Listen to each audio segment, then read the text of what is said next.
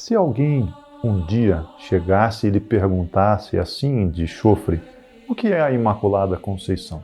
Você saberia responder? Você teria segurança nos conceitos? Se não, acompanhe-nos até o final deste vídeo.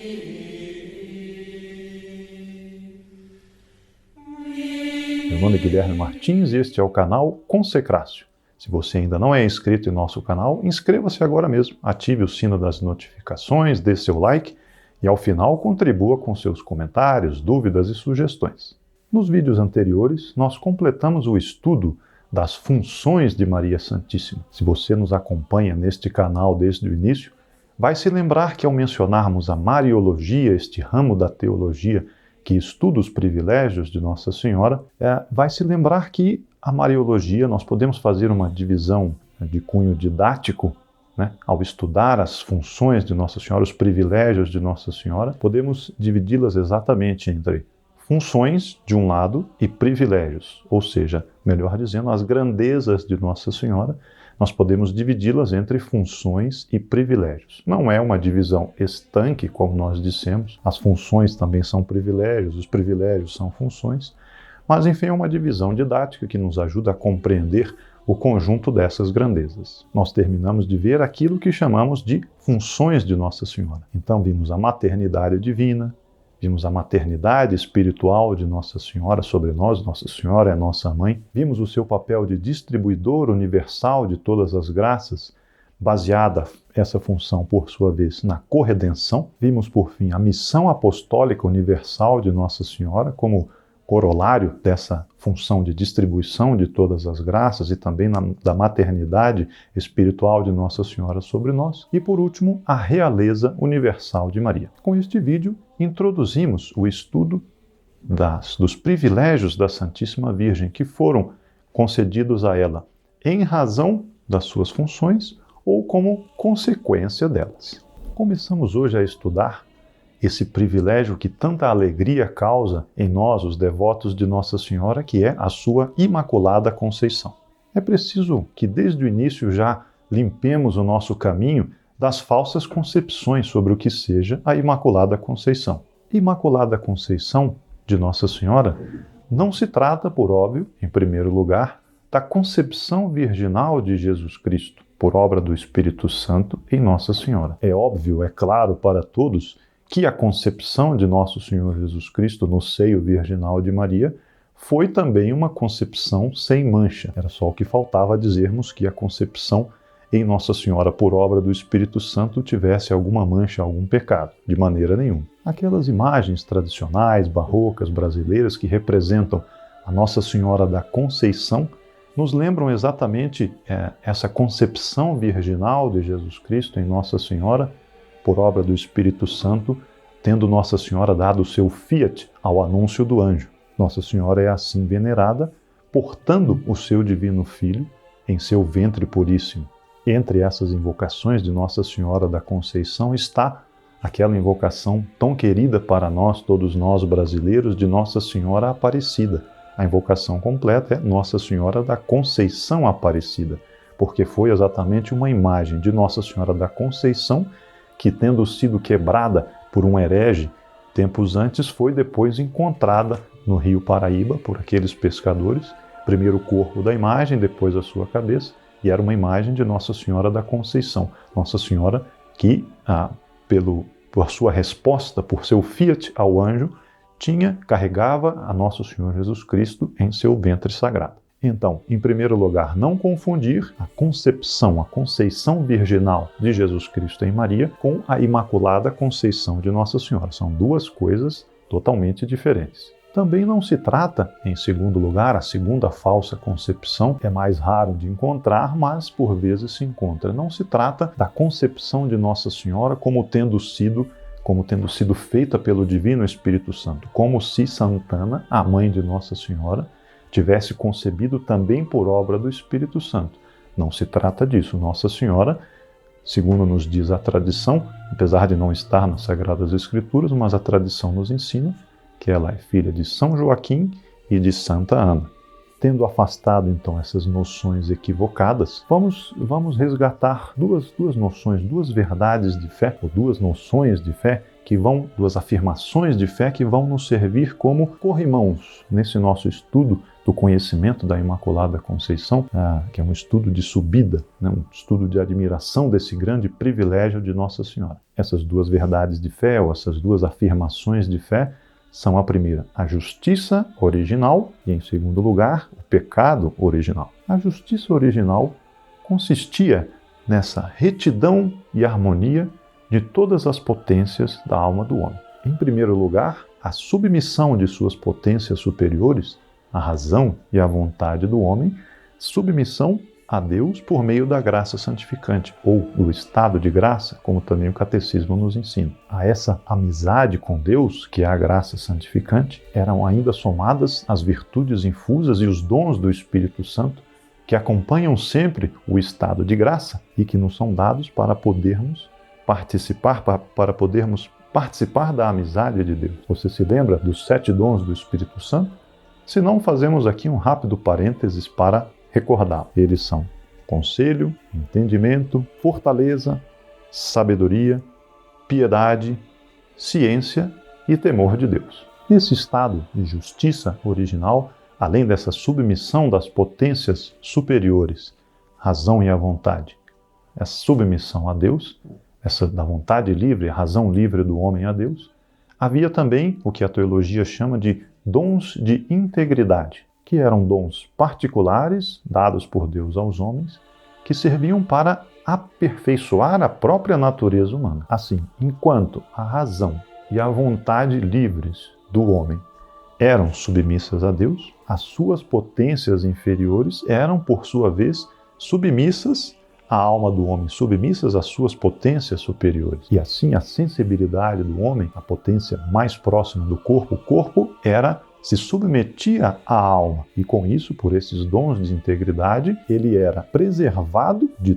todo o sofrimento, de toda a doença, era o dom assim da impassibilidade e até da própria morte. E aí tínhamos o dom da imortalidade. Adão, tendo sido criado diretamente por Deus, saindo das mãos de Deus Criador, havia recebido essa justiça original, com esses dons que também a teologia chama de dons préternaturais, que estão para fora da natureza do homem, não são da essência dessa natureza, mas Deus lhes tinha concedido a Adão esses dons de integridade, os dons préternaturais, para que Adão gozasse deles e que transmitisse como herança a todos os seus descendentes. Da mesma forma que um rei que reina por direito, transmite aos seus descendentes nos estados, nos reinos antigos, nos estados atuais, onde a realeza é transmitida por direito hereditário, o rei transmite aos seus sucessores a sua posição de rei. Assim também Adão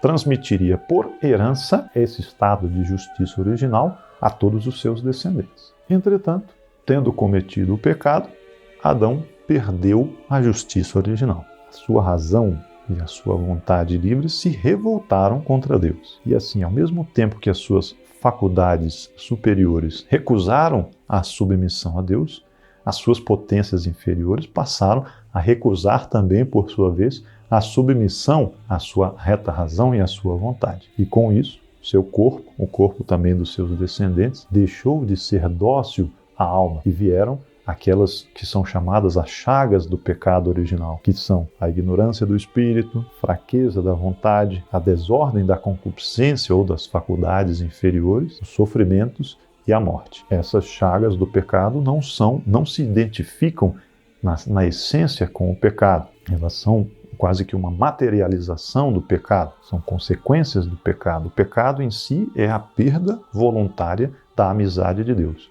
Então o homem que estava no estado de justiça original, Adão e Eva cometeram o pecado original. E então, tendo perdido esse estado de justiça original, Adão e Eva, Adão sobretudo como cabeça do gênero humano, já não podia transmitir esse dom, esse estado de justiça original aos seus filhos, aos seus descendentes. Assim como um rei que perde o reino já não pode transmiti-lo por sucessão aos seus descendentes, aos seus filhos. Consequência óbvia de tudo isso, todos os homens que descendem de Adão, que são filhos de Adão, nasceram nesse estado em que Adão se pôs depois da perda da justiça original, o estado de pecado original. A diferença é que a situação de Adão decorria da culpa pessoal dele e a nossa situação decorre da culpa de outro, da culpa de nosso pai. Assim como os príncipes que são filhos do rei, se o rei perde o direito ao reino, esses príncipes deixam de herdar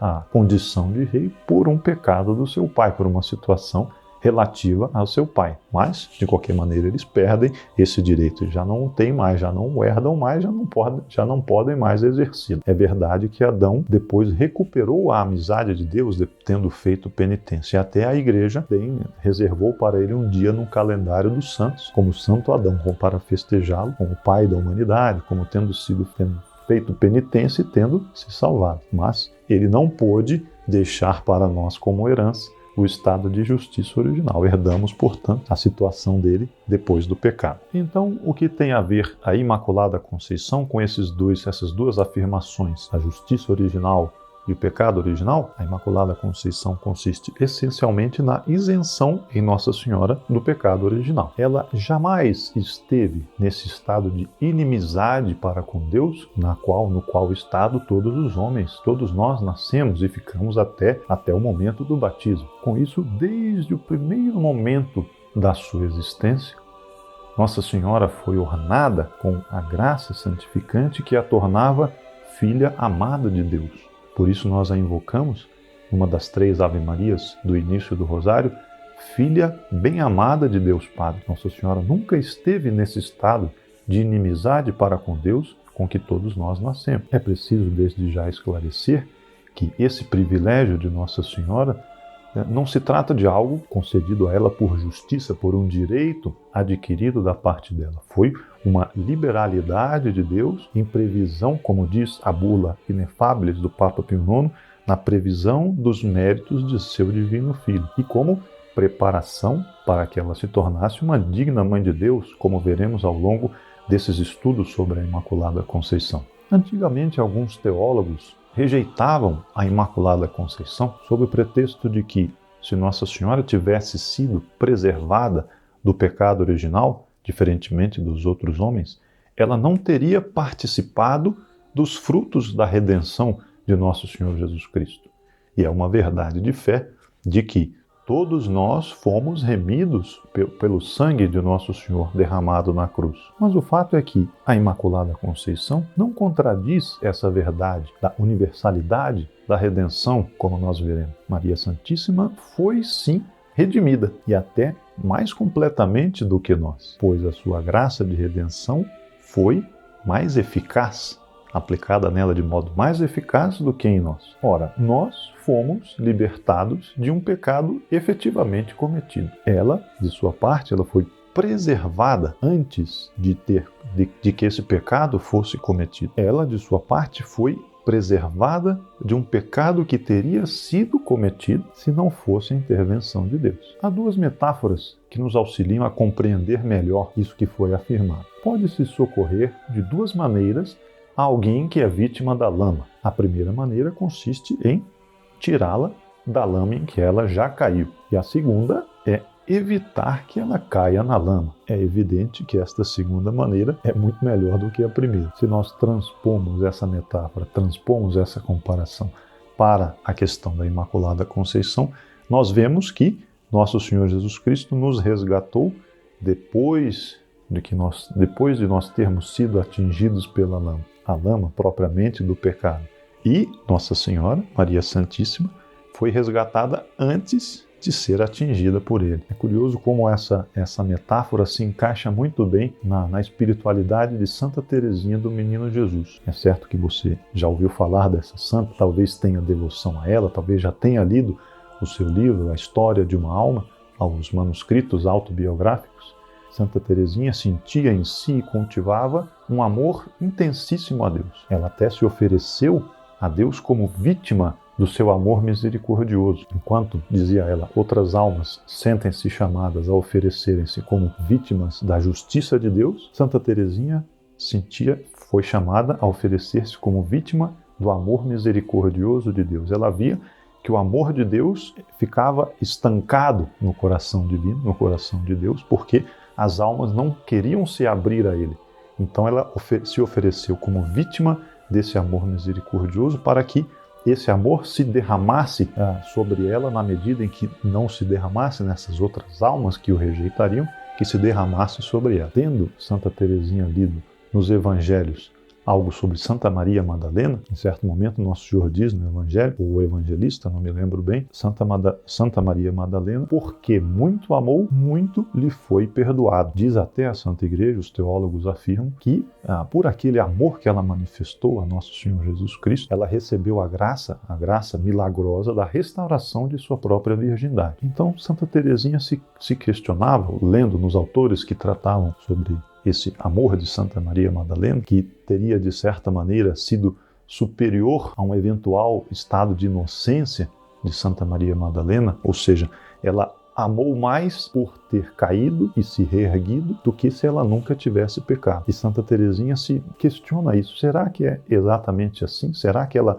só amou mais porque ela foi resgatada de um estado de pecado, se ela foi resgatada da lama? Ora, se isso devesse se repetir sempre na vida espiritual, se isso fosse uma regra, Santa Teresinha via em si que ela não tinha pecado, não tinha caído como Santa Maria Madalena, e no entanto, ela sentia esse amor ardente por Nosso Senhor. Como poderia ser então que para amar mais, ela precisaria ter sido resgatada de um estado onde ela nunca tinha caído? Então, ela exatamente desenvolveu esse pensamento, explicitou essa situação dizendo, olha, o amor de um pai ao seu filho, se esse pai está levando a criança para passear num parque, seu amor é maior se ele preserva a criança da queda diante de uma pedra que a criança vai encontrar no seu caminho. Se ele preserva a criança dessa queda, ele ama mais do que se ele, depois da queda, reergue a criança. Santa Teresinha, assim, se confortava com esse pensamento e dizia, ótimo, então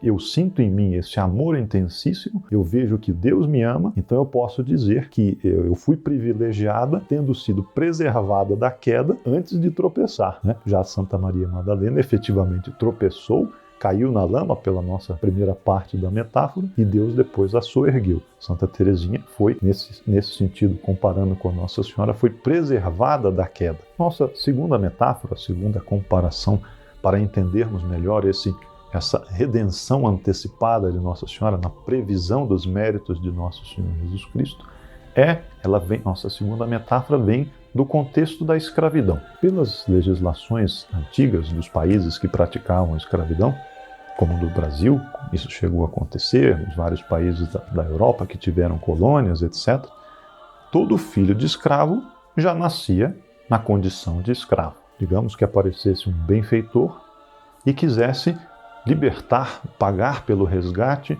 de todos os filhos de um certo casal de escravos. Ele podia, então, libertar esses filhos de escravos, que eram também escravos, depois deles nascidos, né? Então, digamos que a cada um que nascesse, ele ia lá e pagava o resgate.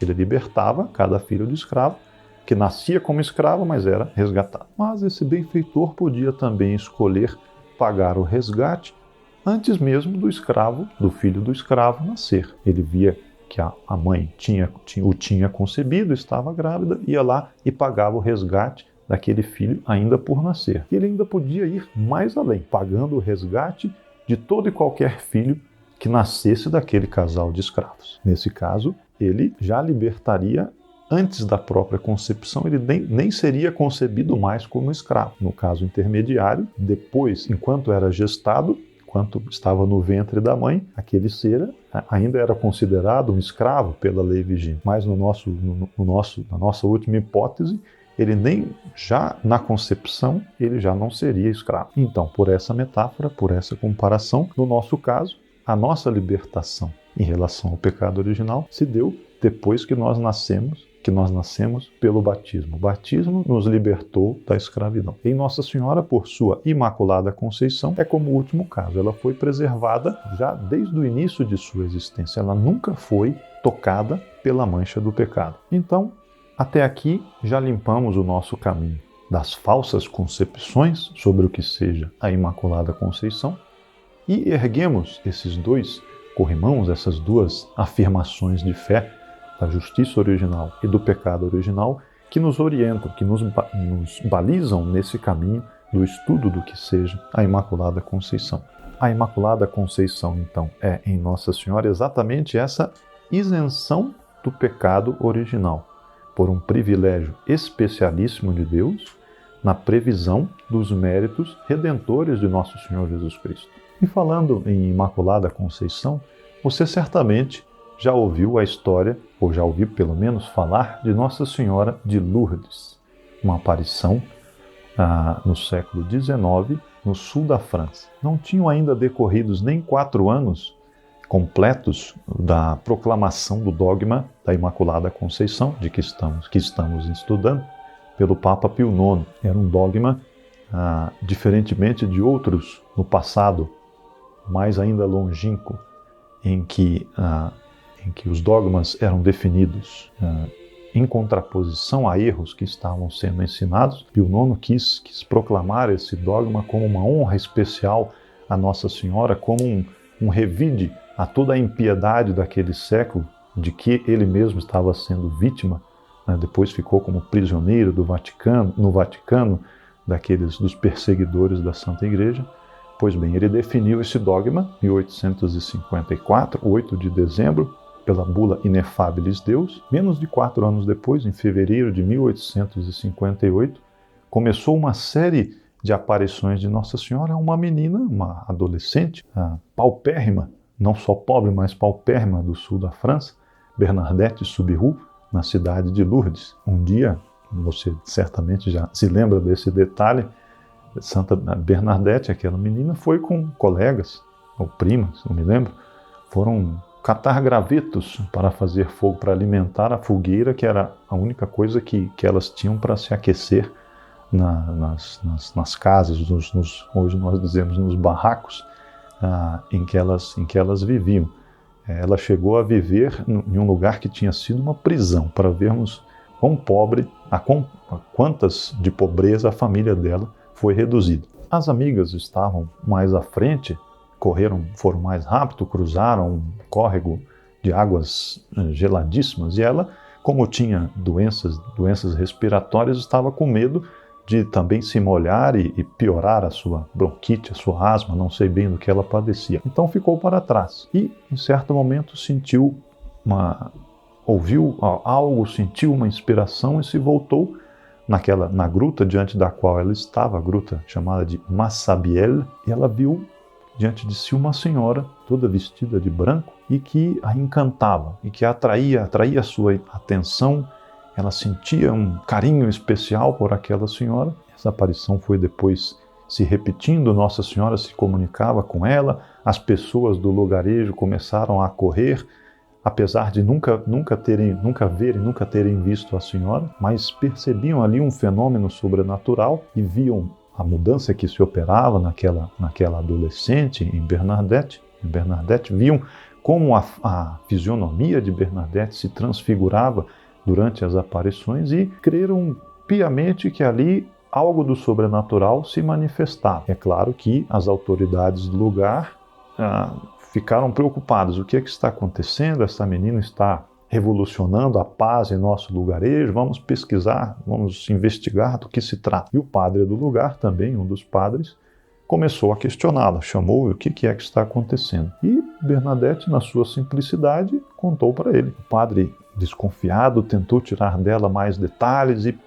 pedir a ela, então se trata de uma aparição, você precisa me dizer quem é essa pessoa que aparece para você. Pergunte a ela quem ela é. Eu não fico satisfeito enquanto você não me trouxer essa informação. Não vou acreditar em você enquanto você não trouxer essa informação dada por ela mesma, por essa pessoa que aparece, sobre quem ela é. E Bernadette, então, a cada nova aparição em que ela estava presente, que ela se sentia movida a acorrer àquela gruta, a cada aparição, Bernadette novamente perguntava com toda a candura àquela senhora quem ela era. O padre quer saber quem é a senhora, quem é a senhora. Nossa Senhora teve comunicações íntimas com Santa Bernadette, deixou-lhe uma mensagem que só era devida a ela mesma, que ela não comunicou a ninguém, só guardou para si durante toda a vida. E, no entanto, no fim, na última das aparições, Nossa Senhora então dá um sorriso todo especial e diz: eu sou a Imaculada Conceição. E Bernadette ficou contentíssima. Pronto, agora ela disse quem ela é. Só que a menina, simples como ela, semi-analfabeta, não entendia minimamente o que significava a Imaculada Conceição. Aquilo não fazia parte do seu vocabulário, estava longe de fazer parte do seu vocabulário, muito limitado. Então o que ela fez? Bom, eu preciso levar essa informação ao padre. Ela começou, então, terminada a aparição, ela começou a repetir para si: eu sou Imaculada Conceição, eu sou Imaculada Conceição. Ela repetiu isso, não terminou de repetir até que conseguiu o contato com o padre. E chegando diante do padre, diante do vigário do local, ela então disse: finalmente ela me disse quem ela é.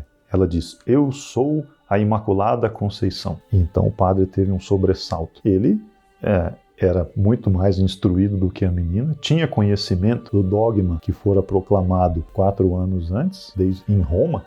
As comunicações não eram certamente como nos nossos dias, em que a gente fica sabendo de uma coisa quase que instantaneamente ou instantaneamente. Naquela época as comunicações eram mais demoradas e o padre certamente sabia do que se tratava. Tinha sido proclamado esse dogma para toda a igreja e ele certamente já tinha adotado as determinações vindas de Roma para celebrar aquela festa, já ensinava nos seus sermões, enfim. Porém, ele tinha consciência, essa menina não tem como saber do que se trata. Ela, semi-analfabeta, e perguntou efetivamente para ela: mas o que você está dizendo? Você sabe o que isso significa? Ela, com toda a sua candura e simplicidade, não. Ela disse que é a Imaculada Conceição. Enfim, a história se alonga, ela se torna freira, morre, é canonizada hoje, uma santa da igreja. Seu corpo está incorrupto. Tive a graça de visitá-lo na cidade de Nevers, na França, no convento lá das freiras visitandinas. É uma coisa impressionantíssima vê-la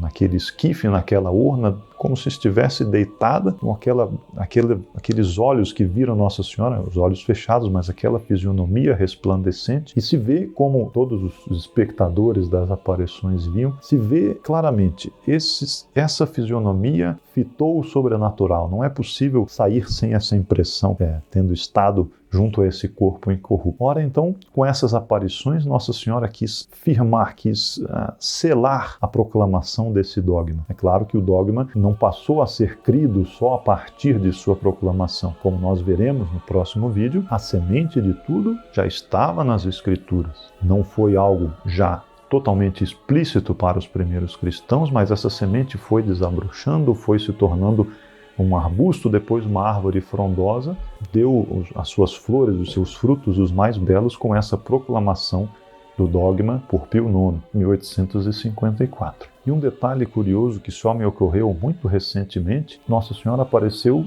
no sul da França. Lourdes fica próximo, uma cidade maior que tem próxima de Lourdes é Toulouse. E historicamente, na Idade Média, essa região foi a região onde se instalaram os chamados cátaros, os albigenses, contra os quais a igreja moveu uma cruzada, para os quais São Domingos pregou o Santo Rosário como arma de Nossa Senhora para destruir a heresia. Pois bem, esses cátaros, por mais que se chamassem, que se considerassem puros, né? A palavra cátaros, eles têm a origem, se não me engano, no grego, quer dizer puros, por mais que se auto-intitulassem puros, pelo contrário, eram de uma vida extremamente devassa, eram contrários à natalidade e por isso a sua heresia tinha consequências imensamente nefastas para a sociedade, para a saúde da própria sociedade, por isso foram combatidos. Ora, nessa mesma região, séculos depois, Nossa Senhora aparece a essa adolescente, essa menininha simples, e ela proclama, como de seu trono: eu sou a Imaculada Conceição. Triunfando sobre aquela impiedade que tentou se instalar e destruir a graça da Idade Média, Nossa Senhora ali triunfa e nós diríamos, com vistas a um futuro próximo em que ela deve reinar, como vários santos profetizaram, como nós esperamos, como ela mesma em Fátima diz, por fim o meu imaculado coração triunfará. Esperamos que seja o triunfo dessa pureza virginal de Nossa Senhora, nunca manchada pela menor nódoa de pecado. Confiamos então em que essa proclamação de vitória de Nossa Senhora, dizendo eu sou a Imaculada Conceição contra a impiedade, que ela possa se efetivar em nosso mundo e transformar esse mundo de imundícies, de corrupção, em um mundo de pureza, em que as almas se encantem pela pureza de Nossa Senhora e vivam intensamente essa pureza. Só assim nós poderemos esperar uma nova civilização cheia de graças do Espírito Santo, em que Nossa Senhora, efetivamente, como vimos em vídeo passado sobre a realeza dela, em que ela reine efetivamente em nossas almas, ela, a Imaculada Conceição. Nos próximos vídeos continuaremos estudando este privilégio, veremos especificamente no próximo vídeo como essa verdade foi desabrochando daquela primeira semente, como foi desabrochando nas almas dos fiéis. Se você ainda não é inscrito no nosso canal, inscreva-se agora mesmo, ative o sino das notificações, deixe o seu like e também os seus comentários, dúvidas, inquietações e até mesmo objeções. Salve Maria!